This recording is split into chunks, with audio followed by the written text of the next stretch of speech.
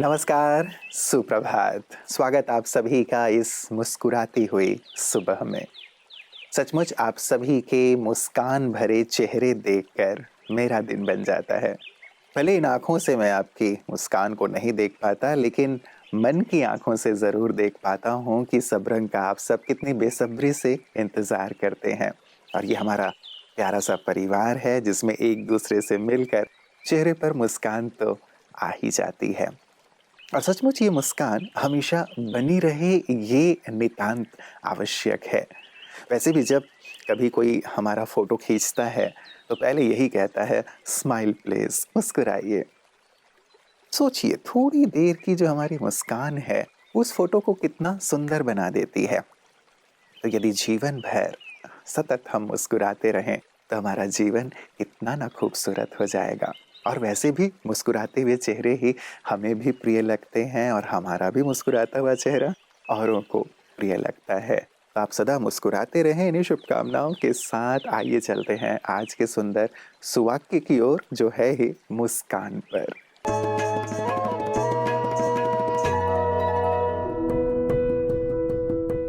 मुस्कान हर नए रिश्ते का शुभ आरंभ है। कोई भी नई घटना की शुरुआत करने से पहले हम मुंह मीठा करते हैं। मीठा और उसकी मिठास वो एहसास है जो अपने मधुर स्वाद से किसी भी परिस्थिति को मधुर और मनोरम बनाए। जब दिल की मिठास चेहरे पर अपनी अभिव्यक्ति करती है तो उसे मुस्कान कहते हैं। किसी से दोस्ती करनी है, किसी के मन के करीब जाना है, किसी से रिश्ता जोड़ना है, सिर्फ एक मीठी मुस्कान ही काफी है उस नए रिश्ते का श्री गणेश करने के लिए। किसी की तरफ सरलता से मुस्कुराना माना सहयोगिता का हाथ बढ़ाना, किसी को अपनेपन की अनुभूति कराना और उसको भी एक मौका देना आपकी तरफ अग्रसर होने का। जब जिंदगी में कड़वे अनुभव होते हैं तब हम उस परमात्मा के पास जाते हैं ना, थोड़ी राहत के लिए। वो राहत और कुछ नहीं बल्कि उनकी हर्षित मुख छवि और मीठी सी मुस्कान ही है। इसी प्रक्रिया से जब हमारी मुस्कान औरों को स्पर्श करेगी तो नवीनता के रूप में नए रिश्ते का फूल खिलेगा।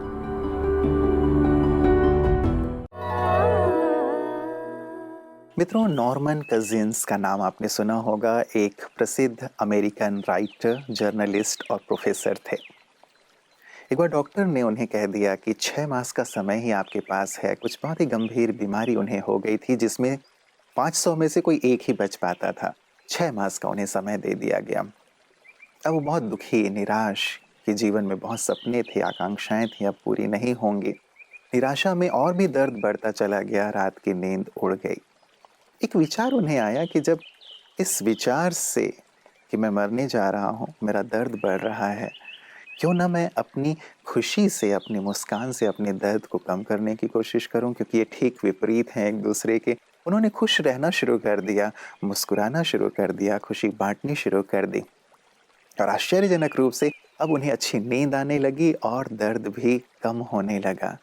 और आपको जानकर खुशी होगी कि इस खुशी ने, इस मुस्कान ने जो 6 मास का उन्हें समय दिया गया था, वो 6 मास नहीं, 6 साल नहीं, लेकिन 20 साल तक जीवित रहे।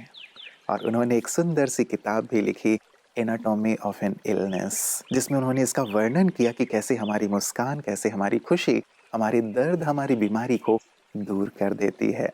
तो क्यों ना शारीरिक रूप से हम तकलीफ में भी हों, लेकिन हम अपनी मुस्कान को, अपनी खुशी को बनाए रखें ताकि हमारी दर्द गम दूर होते चलें। आइए चलते हैं इसी खुशी के साथ अपने अगले सेगमेंट, आपकी सेहत आपके हाथ की ओर। ओम शांति फ्रेंड्स।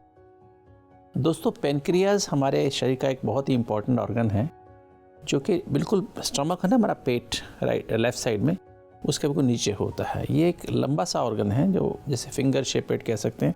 उसमें हेड है, बॉडी है, टेल है। इसमें अगर सूजन आ जाती है, इन्फ्लेमेशन हो जाता है, तो उसको पेनक्रियाटाइटिस कहते हैं। और ये पेनक्रियाटाइटिस अधिकतर जो है लोगों में उनमें होता है जो या तो ओबीज होते हैं, जो अल्कोहल लेते हैं या कई बार जिनके गॉल ब्लैडर में स्टोन्स होते हैं तो उनको ज़्यादा होने के चांसेस होते हैं। वैसे होने के तो बहुत लोगों को हो सकता है, और ये इन्फेक्शन अगर कुछ दिनों में अचानक हो जाता है इसको एक्यूट पेनक्रियाटाइटिस कहते हैं, और ये धीरे धीरे होता है, कुछ ईयर्स के ऊपर होता है तो क्रॉनिक पेनक्रियाटाइटिस कहते हैं। दोस्तों कई बार जो पित्त की थैली से जो निकलते हैं ना, छोटे छोटे स्टोन निकलते हैं, और वो स्टोन आके उसको इसकी पेनक्रियास की रग को ब्लॉक कर देते हैं, जिसके कारण से वो वापस एंजाइम्स जो हैं बजाय बाहर निकलने के पेनक्रियास को डैमेज करने लगते हैं। तो इसलिए जिनको गॉल स्टोन्स होते हैं उनको ध्यान रखना चाहिए। उनको अगर आपके पित्त की थैली में गॉल ब्लैडर में स्टोन्स हैं तो बेटर है उसको जल्दी से ऑपरेशन करा लें, डिले ना करें। उसके लिए आजकल तो लेप्रोस्कोपिक सर्जरी हो जाती है, जिससे आप बच सकते हैं। अगर आप अल्कोहल लेते हैं तो प्लीज़ अल्कोहल लेना छोड़ दीजिए, क्योंकि आपको बहुत अधिक चांस है आपको यह प्रॉब्लम हो जाए। अगर आप ओबीज़ हैं, ओबीज़ माना अगर आपको वेट, अगर आप ओवर वेट हैं या ओबीज़ हैं तो आपको अधिक चांस है पेनक्रियाटाइटिस होने के। तो और भी कुछ रिस्क फैक्टर्स हैं, अगर डायबिटीज़ है तो भी अधिक चांस होते हैं, और इसके होने से आपको डायबिटीज़ हो भी सकती है पेनक्रियाटाइटिस होने से। तो दोस्तों याद रखें, ये ऑर्गन एक बहुत ही इम्पोर्टेंट ऑर्गन है जो हमारे को अंदर हार्मोन्स भी निकालता है और हमें खाना पचाने में मदद करता है। अगर आप थोड़ा सा केयर करेंगे तो इस इन्फेक्शन से आप बचे रहेंगे और आप सदा सुरक्षित रहेंगे और खुश रहेंगे। ओम शांति। मित्रों, कहते हैं कि मुस्कान आपके चेहरे पर भगवान के हस्ताक्षर हैं। इसे कभी भी निराशा, उदासी या क्रोध के आंसुओं में बहने ना दें। सचमुच बहुत खूबसूरत सी बात है ना। जीवन में बातें आती और जाती रहेंगी, तो हमें कुछ सिखाने के लिए आती हैं, लेकिन भगवान के इस हस्ताक्षर को जो मुस्कान के रूप में हमारे चेहरे पर है, इसे हम कभी ना जाने दें। क्योंकि मुस्कान है तो कहा जाता है कि मुस्कुराइए और समस्या को दूर भगाइए। मुस्कुराते रहेंगे तो समस्या को भी ये बात लगेगी कि मैं इतना प्रबल हूँ, लेकिन फिर भी इसकी मुस्कान कैसे नहीं जा रही है, और वो समस्या भी दूर होती चली जाएगी। और ऐसी मुस्कान लिए हर बार हमारे साथ आते हैं हमारे विशिष्ट जन अपनी विशेष बातें लेकर के। आइए देखते हैं कि आज हमारे साथ इस मीठी मुस्कान के साथ अपने अनुभव लेकर कौन है। एक तो यहाँ का जो व्यवहारिक पक्ष है, जो संस्कार है, क्योंकि संस्कार जो है कोई एकाएक नहीं आता है, वो अभ्यास से आता है जी। और उस अभ्यास से जो संस्कार यहाँ प्रदर्शित हुआ, ये हमको बहुत ज्यादा पसंद आया है जी। और कोई भी चीज बिना अभ्यास के वो आगे नहीं बढ़ सकती। और आप किसी को एकाएक कोई संस्कार देना चाहें तो उससे संस्कार नहीं मिल सकता, मुश्किल है, नहीं हो सकता। लेकिन संस्कार का ये परिणाम रहा है कि इतने अच्छे ढंग से चीजें संचालित यहाँ हो रही हैं, ये हमको बहुत अच्छा लगा। लेकिन इतना जरूर, मैंने यहाँ पर जो यहाँ के प्रमुख लोग हैं उन लोगों से थोड़ी चर्चा भी किया है कि माउंट आबू एक बड़े सेंटर के रूप में डेवलप है, लेकिन पूरे विश्व के आध्यात्मिक राजधानी के रूप में वाराणसी भी एक बड़ा केंद्र है। वाराणसी में आप जब देखेंगे तो किसी भी धर्म का वहाँ बड़ा केंद्र है, और साथ ही साथ हिंदू धर्म से संबंधित पूरे देश में जो बड़े केंद्र हैं, चाहे वो पुष्कर तालाब हो, चाहे कुरुक्षेत्र तालाब हो, चाहे पुरी का मंदिर हो, सबके सब्स्टिट्यूट, चाहे अक्षरधाम का मंदिर हो, जो भी है सबके सब्स्टिट्यूट बनारस में मौजूद हैं। अगर आप पूरे देश में भ्रमण नहीं कर पा रहे हैं तो आप वहां पर उस सब्स्टिट्यूट चीजों को देख सकते हैं, देख करके चीजों को पूरा कर सकते हैं जी। ये जरूर हमने थोड़ा सा अपने तरफ से आग्रह भी किया कि वाराणसी के आसपास एक बड़ा सेंटर डेवलप जरूर करना चाहिए, ब्रह्म कुमारी ईश्वरीय विश्वविद्यालय का भी, जिससे उत्तर प्रदेश बहुत बड़ा प्रदेश है। हिंदुस्तान की आबादी में हर छठा व्यक्ति उत्तर प्रदेश में रहता है। क्षेत्रफल की भी दृष्टि से बड़ा है, आबादी की भी दृष्टि से बड़ा है, आध्यात्मिक रूप से भी उत्तर प्रदेश ऊंचाइयों पर रहा है जी।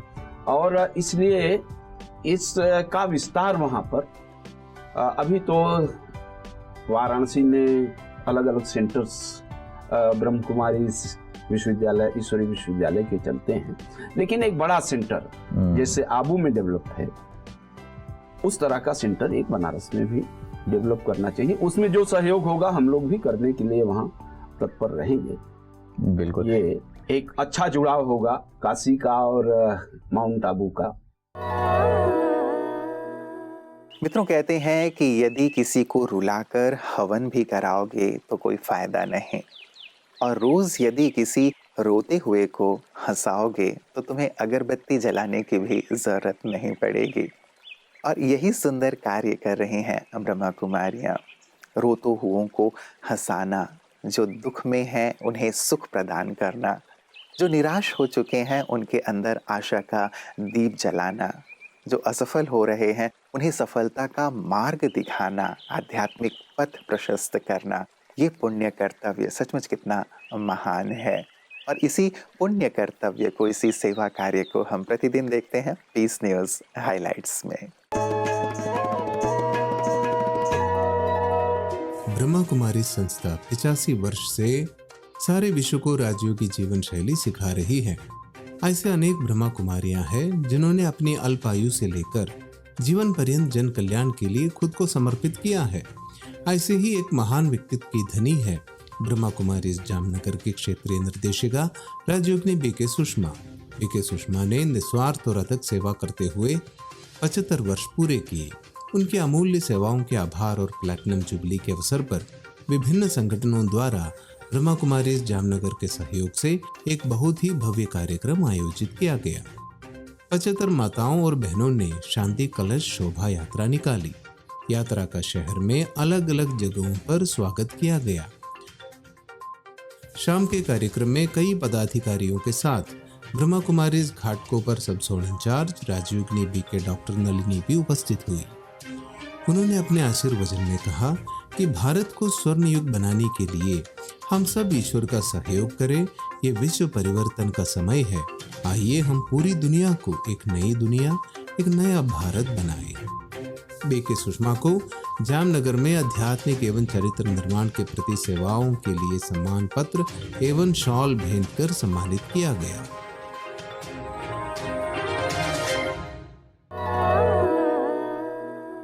मित्रों, सबरंग परिवार की एक ही कामना, ना कोई राह आसान चाहिए, ना कोई पहचान चाहिए, बस एक ही कामना है ईश्वर से, आप सबके चेहरे पर मीठी मुस्कान चाहिए।